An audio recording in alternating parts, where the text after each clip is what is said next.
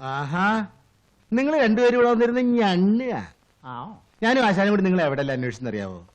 നിങ്ങൾ ആ രാഗം തീയന്റെ മുമ്പിൽ കാണുമെന്നല്ലേ പറഞ്ഞത്? ഞങ്ങൾ എത്ര നേരം വെച്ചാൽ അവിടെ കാത്തു നിൽക്കുക. എന്നിട്ട് ആശാൻ എവിടെ? ആശാൻ അവിടെ ഉണ്ട്. ആശാന് പാന്റും ഷർട്ടും മേടിക്കണമെന്ന്. എന്ത് എന്ത് ആശാന് പാന്റാ? ആ സംഗതിയുള്ള തിരക്കിടില്ല. ഇട്ട് നോക്കണോ? ഇതെങ്ങനെ? വേണ്ട വേണ്ട.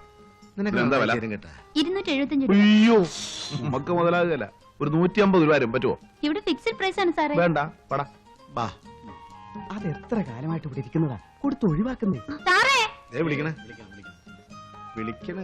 എന്താ ഒരു 200 രൂപ തരാമോ? 175 രൂപ എന്നൊരു പൈസ കൂടുതലാണ് ഉമ്മക്ക് വേണ്ട. പറ്റുമോ? ആ ശരി, കച്ചവടം നടക്കട്ടെ. ആ പോരട്ടെ.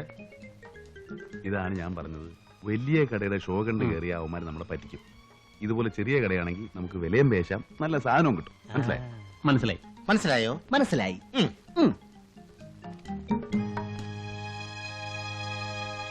വേഗം ബാക്കി മനജേ.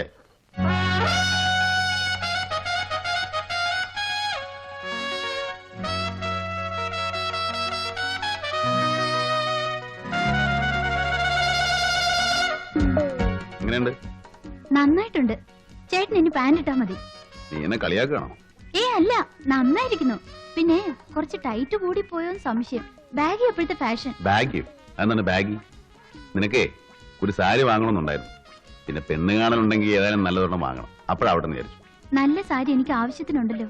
ഉണ്ട്, എന്നാലും നല്ല കാര്യത്തിനെല്ലാം നല്ലതാവണ്ടേ? ആ ഇന്നലെ നല്ല പരുവത്തിലായിരുന്നു ചേട്ടന്റെ വരവ്. കാല് ശരിക്കും നിലത്തുറച്ചിരുന്നില്ല. 100-200 ബില്ലുകൾ പോക്കറ്റിൽ ഇരിപ്പുണ്ടായിരുന്നു. വല്ലപ്പോഴും ഒരു തമാശയൊക്കെ വേണ്ടടി ചേട്ടന്.